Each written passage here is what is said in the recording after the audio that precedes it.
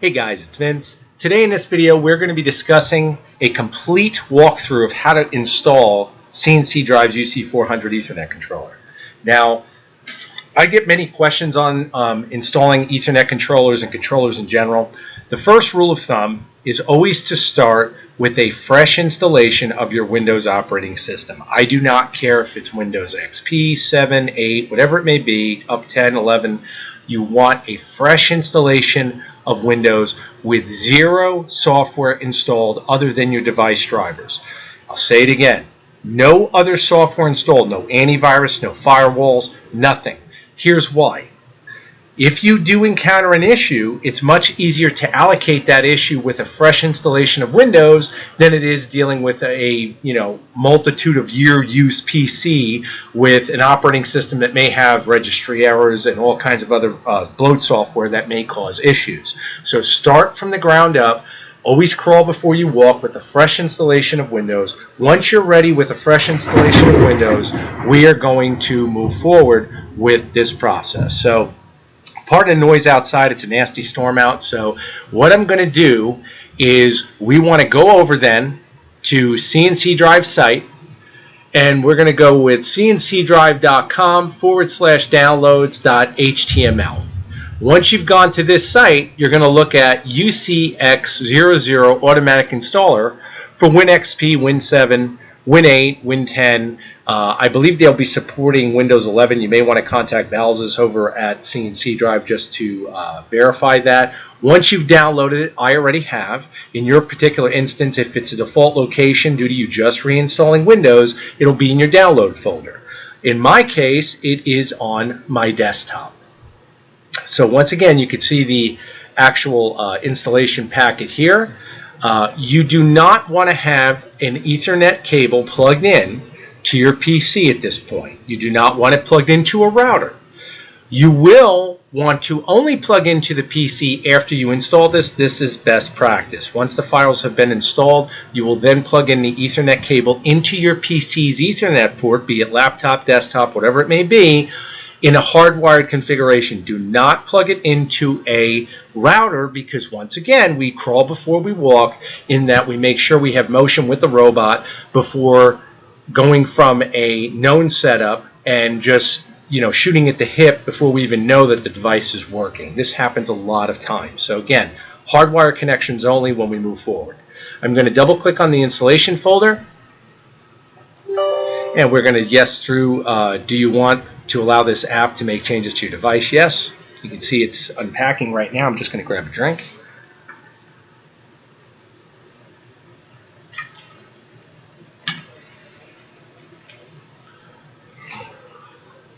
Okay, select which software to make the installation for. In my case, I'll be using Mach 3. If you're using Mach 4, select it.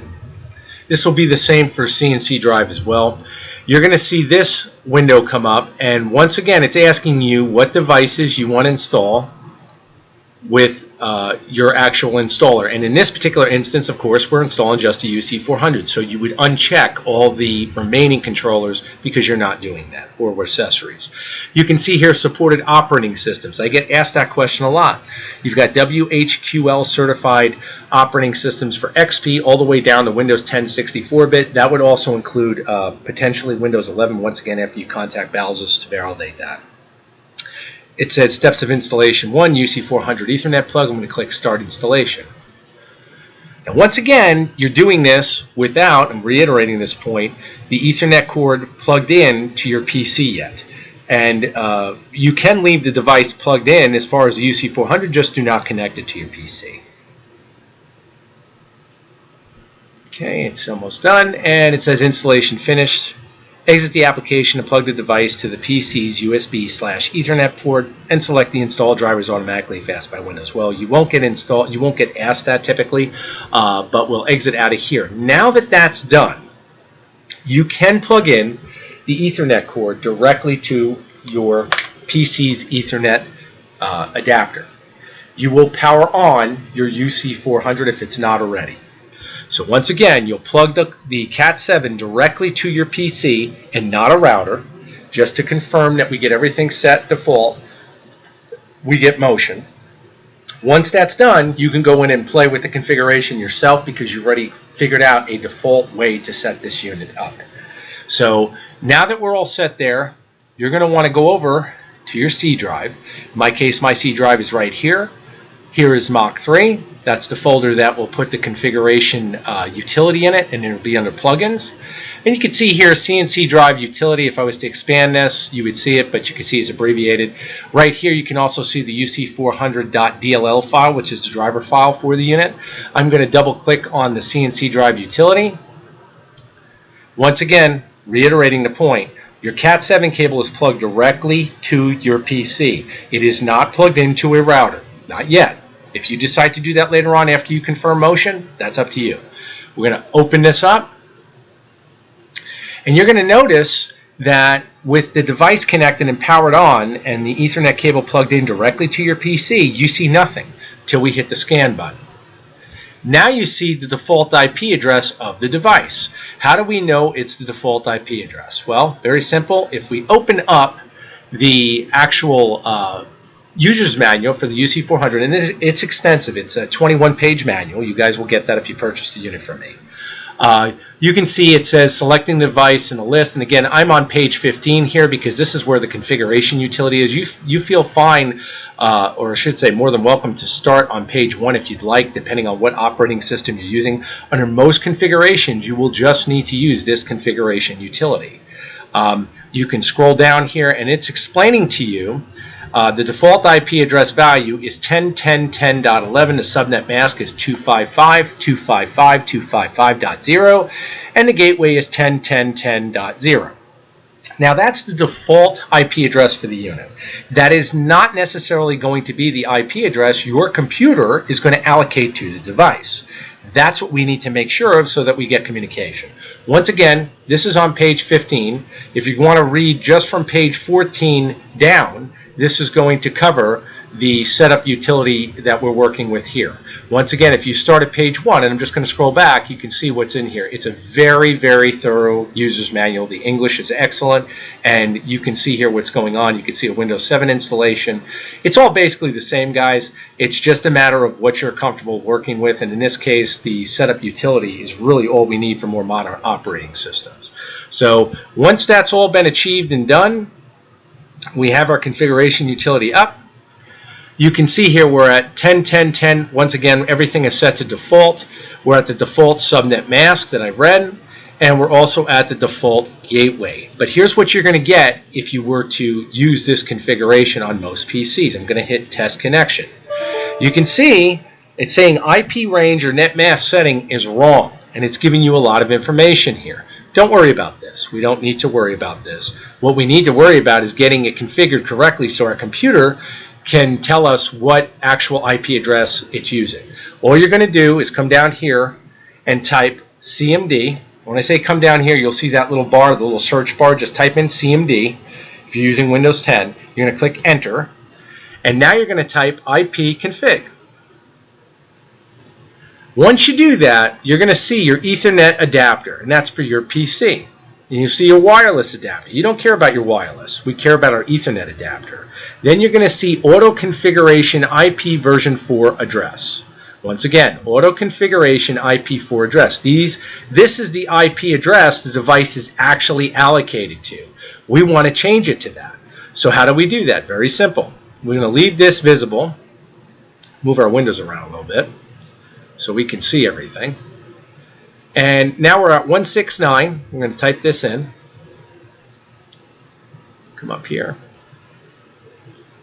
169. And then we're going to go 254. And then we're going to come over here and go 129. And then we're going to go 81. Okay, and then we're going to come down here where it says subnet mask, and we're going to match these. You can see subnet mask is 255.255. We have one extra .255. We're just going to zero that. So we just want to make sure, once again, taking our time and reading everything correctly, we have all of the IP address and all of the subnet mask under the Ethernet adapter correct. 169.254.129.81. 169.254. 129.81, and then underneath that 255.255.0.0. Now the gateway, good question, because I know many of you are paying attention. You're going to notice that it's zeroed on the Ethernet adapter for my computer. It doesn't read anything. Yours may say the same thing. Leave the gateway the same. Do not touch it. Once again, if the default gateway is not present on your Ethernet adapter, that's fine. Leave the gateway the same. Now, once you've confirmed everything, you're going to see DHCP is enabled. You do not want to enable DHCP when you have a hardwired internet connection, meaning your Cat7 is plugged in directly to your PC, because again, we already have a fixed IP address.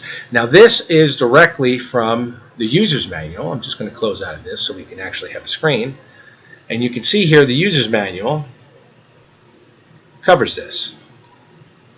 If the UC400 is connected via direct cable, then the DHCP option should be left unchecked, because in this case the device will be called directly with a fixed IP address.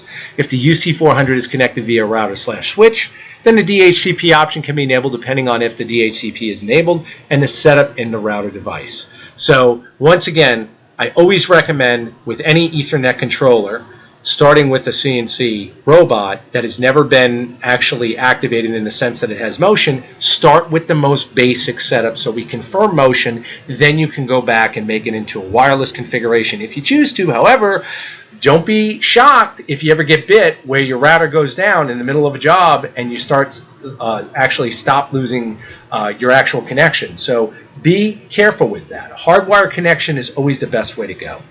So once again, we've got everything set here. We want to uncheck our DHCP, and then we're going to click on the Save Network Setting. And now it's clicking. Once we click that, you'll notice that your blue LED, which is above your green LED on the right side of the UC400, you will see that flicker for a short amount of time. It then says Settings Saved.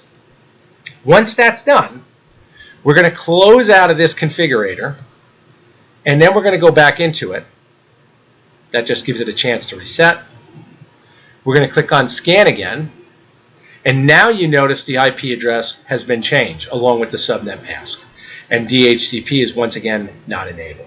We will now click Test Connection. IP and network settings are okay, connection okay, meaning you're good to go, and now you can click OK, exit out of here, and now we'll go into Mach 3 and test this sucker out. Okay, so now we've opened up Mach 3. You can see that I already have the UC400 selected. We're inside. I'm going to click OK. And the first thing you're going to notice when you click on OK is it may ask you to do a firmware update. You will do the firmware update. This unit's already had a firmware update. Yours may say it's going to do a firmware update. That's totally normal. The other thing you're going to notice is that once again above your green LED on the far right side of the Ethernet adapter, you're going to find that there's a solid blue LED that will not turn off, and that means that the communication has been established and everything is set. Now, to determine that once again, and I'm going to cut over into a video showing you that. Okay guys, this is the video cut-in of the Ethernet UC400 bare bones controller. You can see when the unit's powered on, you've got the green LED visible on the device on the far right side. Underneath that, you've got the LED visible on the bottom of the unit on the left side, and that's just indicating that your Cat7 is plugged in. So you can see that. Okay, I'm going to go inside of Mach 3, and when the device is connected properly, you'll see the solid blue light.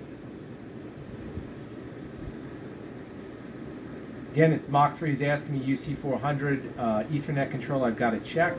I'm going to click on it. Okay, and now when you see that solid blue light above that green LED, the green LED signifies power, and this signifies your connection is established and you are all set. It has to be solid. So as you do updates with the unit, you'll see that blue LED flicker, and that's totally normal. When you're changing the IP address, you'll see that blue LED flicker, especially when we go into the IP configuration utility as I walked you through. So now you know exactly how this unit must look, and then once you exit out of Mach 3, watch the blue LED, it'll go off. And now you're done. And the beauty of this whole setup, once again, as you can see, it's power switched. So unlike typical setups where it's just always on, you can see that the unit cycles on and cycles off. You're all set. We'll leave it that way for now. And we'll go with UC400, and you can see under the plugin, which I just clicked on, that we're communicating. Max step rate is set at 100. It can go all the way up to 400 kilohertz, which is insane. Buffer size is set. Most of these settings you will not need to mess with. I will say that again. Most of these settings you will not need to mess with. However, you can see your port 1 and port 2 options for whatever you have connected. You can see the timer here of how it's actually moving. We have our e-stop enabled because I have not set anything up, but you guys get the idea. Once again, I didn't actually expand the screen in terms of restarting Windows. That would do that, but you've seen now exactly how to set this device up. It's a really straightforward process once you're not so afraid of working within Windows. If you're uncertain, guys, once again, I do offer consultations for this. Now, depending upon the setup that we have to do to get your system to work, that's going to dictate a lot of things, namely price. I mean, I've had guys where I have to, in terms of reinstallation, walking them through the process. Everyone's knowledge of Windows is different.